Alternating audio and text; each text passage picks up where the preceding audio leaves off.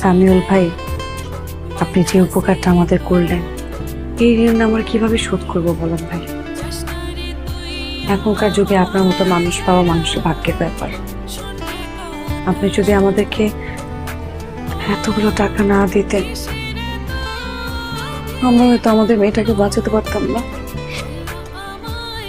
আপনি তো জানেনই রাকিব খুব সহজ সরল একজন মানুষ। ও এতগুলো টাকা কিভাবে জোগাড় করতো?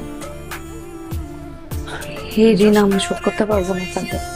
ভাবি, আই এম সরি। আমি একটা কথা আপনার কাছে গোপন করেছি ভাবি। আপনি যে প্রশংসা করছেন, যা কিছু বলছেন আমি করেছি, তার কোনো কিছুরই যোগ্য আমি না। আমি ওর জন্য কিছু করিনি, আমাকে কিছু করতে হয়নি। যা কিছু করার রাকিবই করেছে। মানে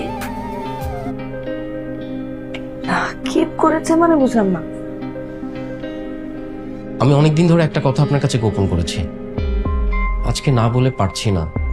আপনি যে কোম্পানিটা দেখেন সেই কোম্পানির মালিক আমি না, আমি কর্মচারী, রাকিব মালিক। সে যে এত বড়লোক ভাবি সেটা কাউকে জানাতে চায় না। কত কত মসজিদ মাদ্রাসা যে রাকিবের টাকায় চলে তার কোনো ঠিক ঠিকানা নেই। প্রায় 300 ছেলেপেলের ভরণ পোষণের দায়িত্ব নিয়ে নিয়েছে শুধুমাত্র রাকিব। বলছেন সামিউল ভাই, রাকিব এগুলা? এটাই সত্যি।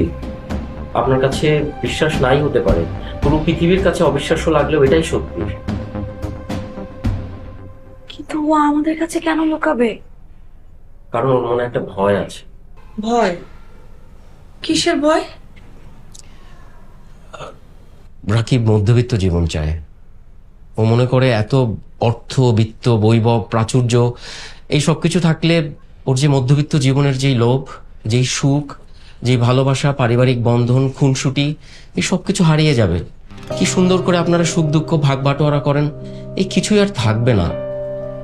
রাকিব আসলে ভাবি মধ্যবিত্ত জীবনের যে আনন্দ, যে সুখ, সেটাই সবসময় পেতে চেয়েছে। কিন্তু তাই বলে না ভাইয়া, আমার মনে বিশ্বাস হচ্ছে না। মারে, সামিল যা বলেছে সবই সত্যি।